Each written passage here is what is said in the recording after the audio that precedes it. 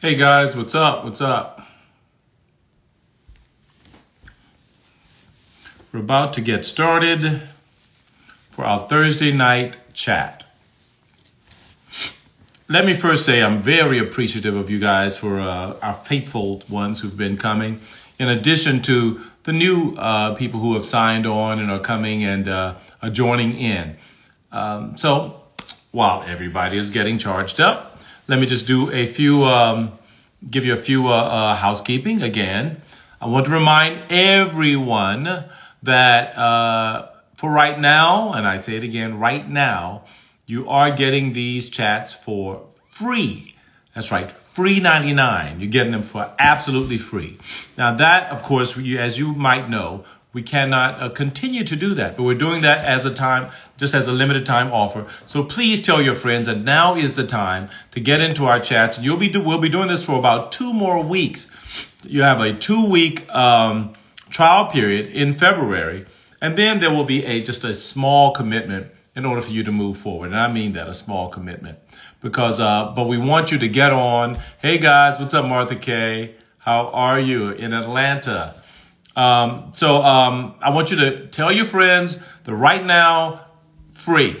But starting February 1, there will be a trial period of 2 weeks, after which there will be a very small commitment in order for you to continue, because we have to, we want to expand this, and we're going to use our resources to do so. All right. All right. Everyone's joining now. We want you to come in. Tell me where you're coming from. Give me your hellos. What city you repping? We love it. We love it. We love it when you're coming from all over the place. So thanks, Martha, for joining us. We appreciate you. I know every week when we get the reports, there are a number of people who watch, but very few who respond. So please let us know. If you have not subscribed, please do so and get a handle.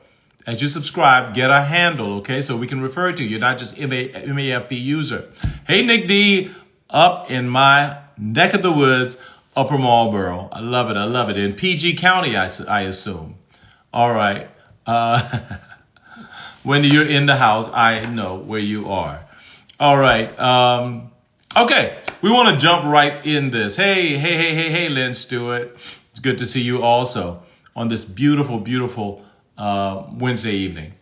No, what is this? Thursday evening. Oh my God. On this beautiful Thursday evening. Okay, so let's jump right into it. As your notification said, and I'm going to need your input tonight, because I want to know where you are in these issues. I want to know how you feel, because I even though as much as I love doing this, I have to make sure that we're speaking to your needs, that we're actually scratching where you're itching. So please give me your feedback. Yeah, PG County, love it. So what we want to talk about this evening is there's a term in urban America, in some of, I don't know if it's hip hop culture or whatever, but it's a term called butthurt. I don't know if you ever heard of it. Probably more millennials or even younger ones use that terminology. But here's what it means. It has to do with being pained to an extent that is difficult to let go. Okay? That is hard to let go because of the pain you've endured in a situation. And so tonight we're going to talk to you just for the next 20 minutes about how to effectively let go. How do you let go? I'm telling you that one of the biggest challenges in every relationship is knowing how to deal with the pain you experience when you're in there. Am I right? Most of you, if you've been in any kind of relationship, whether you're single, married, dating, you have parents, you have kids, there's always something that you have to deal with. And the big question is, when someone offends you or hurts you, how do you let that thing go? I know people who have been holding on to grudges, literally grudges, for years and have not let go.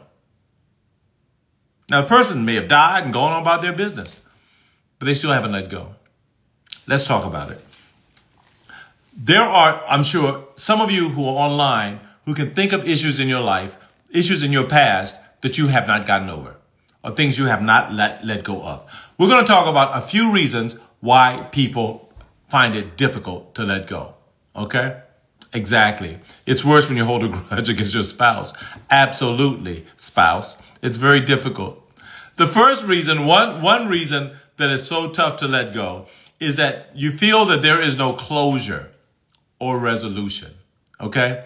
So people are afraid to let go, or they have difficulty because somewhere in our psyche, especially, I guess the last 10, 20 years, we've introduced this word into our psychobabble dictionary, and the word is closure.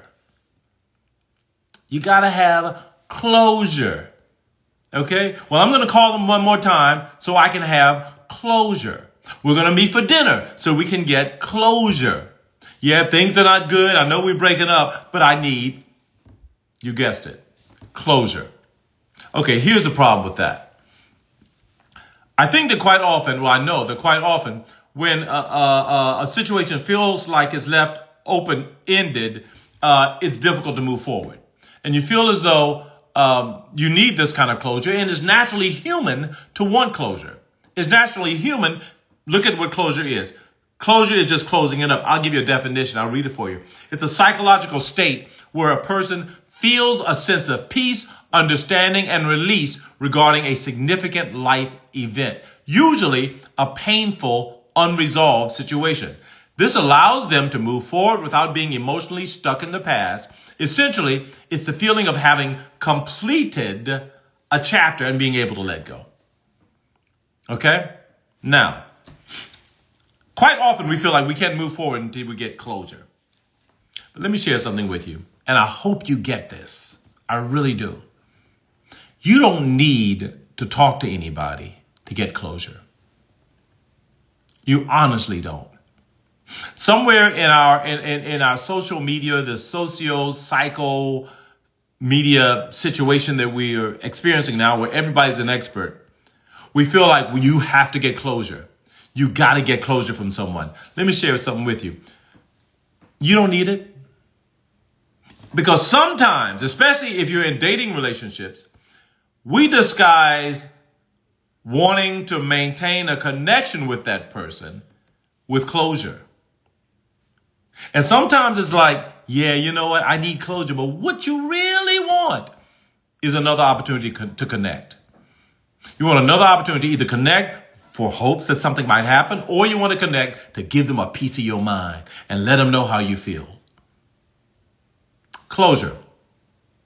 And sometimes I get it. A simple acknowledgement of wrongdoing by the offender might go a long way to help. But most of the time, if that person admits it, you still have not gotten closure. People don't give you closure. You give yourself closure. Okay, Nick D says this. I'm separated and trying to move forward, but my narcissistic ex is hovering. I am doing no contact. Okay, now I don't know what you mean by hovering. If he's stalking you, then that's a restraining order. Okay? But if he's trying to contact you, there should be no way for him to do so, Nick D. If you're trying to move forward, you're separated, okay? You have to make sure you take advantage of what that word means. Separated. Is there a way? Okay. No stalking, thank God. Is there a way that he can contact you? Is there any kind of connection? Do you have children together? Is there property together? If you really want to sever a relationship, the only way to do it is to sever that relationship and make sure there are no connecting points in it. I talk about this in my book, Marriage Ain't for Punks, and how sometimes it's okay to punk out. Okay? Now, Nick D says, yes, we are not divorced, so he can text me. Okay. If he can text you, he can also be blocked. You don't have to lose his number, but you only talk to him when it's absolutely necessary. He may be trying to get another in. And if he's texting you and hovering, as you say, and he's imposing on your ability to move forward, then the onus is on you, my dear friend Nick, to move forward by severing ties. And if you have no other real reason to be tied to that person needs to know unquestionably that this relationship is done. And your talking to me is now infringing upon my freedom. I know it sounds kind of rough. Okay. Debbie Pullen says, I found when I wanted closure, it was my low-key way of wanting attention from the person. Absolutely. Yeah. And quite often that's what happens. Okay. We feel that there's no closure. And so we need to talk to that person to get it, et cetera, et cetera, et cetera. No, it's a misnomer. It's a misinformation. You can have closure by understanding that this thing is over, by resolving it within your own heart, in your own spirit. And if you want to talk to that person to get closure, write them a letter or text them and then destroy it. Write a letter, handwritten, and then burn it. It never has to reach them. But in your mind, getting everything out you need to say. Okay? Sometimes it's okay to say that person. Sometimes it's okay. Sometimes it's okay to say to that person, F you. Okay, bye, yes. And maybe not in those words, Lynn. But nevertheless, sometimes it is okay to say that. And even if you don't tell them that, you have to tell yourself that. Okay? This is done. And I mean done. Okay? And I'm going to take steps to make sure it's done. If we're going to be apart, I'm going to act like a person who is separated. Okay? I'm going to act like a person who is no longer with you. I'm not going to, well, he needs me. Or she needs me. Okay, she wants, okay, fine. No. No. You have to understand what closure looks like. It's a personal thing. Okay? It's a personal thing. And I know you're not just kidding, Lynn. It's a personal thing, okay? You have to get closure within yourself. It's the healthiest way to move forward. It's the healthiest way to say, you know what? I'm good without ever talking to them again. If you need more, visit a counselor, okay? A second reason that people find it hard to let go is that confronting the issue head on is overwhelming. So one reason you may lack resolution or lack letting it go is that it feels easier to sit in your resentment than to do the work required to confront the situation and mend the relationship. And this is if you actually want to mend the relationship. Sometimes it's easier just to, well, I'm just going to leave it alone. I'm just going to sit in it. I'm going to let it go. And instead of doing the tough work of getting over yourself, getting beyond your pride and saying, hey, look, we need to talk. And I don't care how painful it gets. I don't care how long it takes. We're going to sit here and we're going to hash through this thing until we reach resolution. And we both are going to be willing to do it. We both are going to be willing to be vulnerable and emotionally open and naked. And we're going to do this thing because obviously the relationship is worth it. Yeah, that's tough. But if you want to get over it, sometimes the only way to get over it is to go through it. Yeah. Sometimes the only way to get over your past is to go right through it. And the only way to go through it is to talk to the person with whom you have the conflict. And you have to be open and honest and put frustration to the side, put everything else to the side, and just get in there and handle it. Will it be overwhelming? Maybe. But will you die? I doubt it. I doubt it. And the question is, how badly do you want to move on? I mean, how badly do you want to move past that issue? How much do you really want to move past it? And is your desire to move past it greater than your desire to hold on to the resentment? Because if your desire to hold on to the resentment is greater than your desire to move past it, you're going to hold on to the resentment. But if you really, really want this thing to end, yeah, you'll do it. Yeah, it is laborious. But as I always say, marriage ain't for punks. It is laborious. It's a pain up in the anal canal. It is. But you got to do it.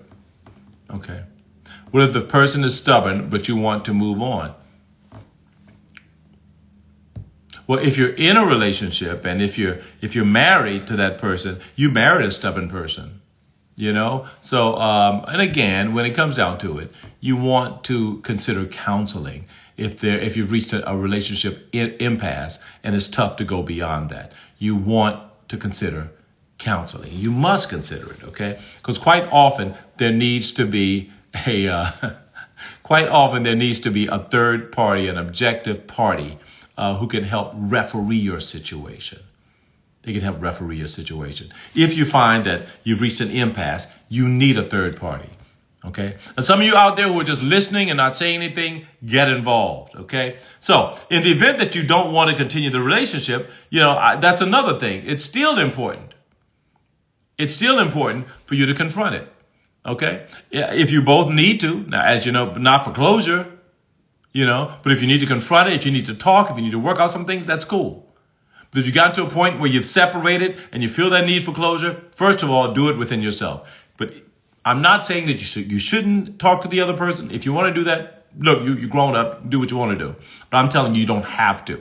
But in the event that you don't want to continue the relationship, in a lot of instances, you still have to talk to that person, especially when there are other connecting points in your relationship.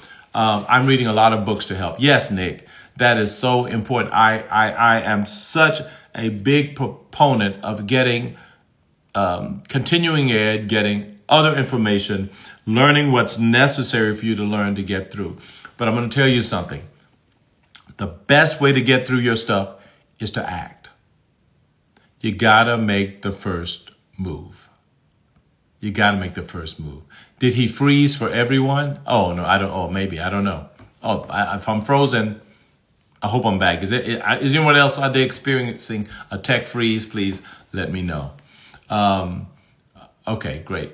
Now, how much time do we have? Okay, great.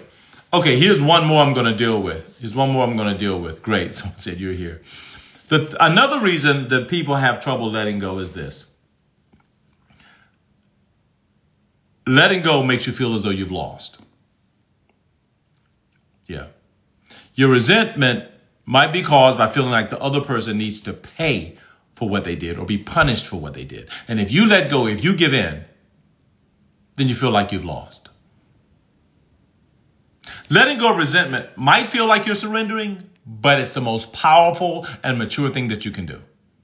The other person is not winning because in a lot of cases, your resentment is really unilateral. It's something you might be feeling, and the other person may be going about their business, not even knowing that you resent them. So quite often we think the other person is winning when the other person is like, hey, what are you talking about? I'm not winning. I didn't even know there was an issue. So sometimes you have to really think about that thing. Letting go of your resentment is not always about the other person winning. It's about you being healthy. And it's about you moving forward because this whole thing about winning. My wife and I, we're working on some material about winning in an argument and losing in an argument. And the funny thing is, when two people are sincerely in an argument and they really want it to work, they don't care about who's winning. They just want resolution. It's not an issue of winning. I think quite often we get this in our heads. It's like, well, I'm not going to give in because I'm not going to let you win. Really? Really? You're not going to let them win? What is this? A race? A card game? No, it's a relationship. And in that relationship, it's not about winning and losing. It's about resolving. You have to remind yourself that letting go of bitterness and frustration doesn't allow the other person to win. Neither does it imply that you've lost. In fact, it's only when you can let go that you can actually move forward, without being in that nagging stranglehold of frustration. Forgiving a person and letting go actually is your way to win. Because as long as you're holding your judgment over that person, it's a losing proposition for you. You're absolutely right, Martha. it's like drinking poison and then expecting the other person to die. So get out of your mind this whole prideful thing about, I don't want them to win, so I'm going to hold on to my anger. Come on now. Let's look at how logical that is. Right? I don't want them to win, so I'm going to hold on. That doesn't work. It's a very sad way to resolve conflict. But I'm here to tell you that if you really want to win in an argument, and you shouldn't, but if you want to feel as though you're advancing, let go. It'll be the happiest thing you've ever done. And the last one, I'm just going to take a couple more minutes here. And then here's, that's so true. It's like drinking water. And then the last one here says, my love for my spouse helps me to be humble during arguments. Sometimes it may take longer, but yeah, absolutely. Absolutely. Do you want to win or stay married? Someone says here. Absolutely. That's what I'm saying. It's almost like I ask people when they're in an argument, do you want to win or do you want to be happy? Because if you want to win, you can go to this thing toe to toe, and try to win. It's not about winning for me in my marriage. It's about resolution, man.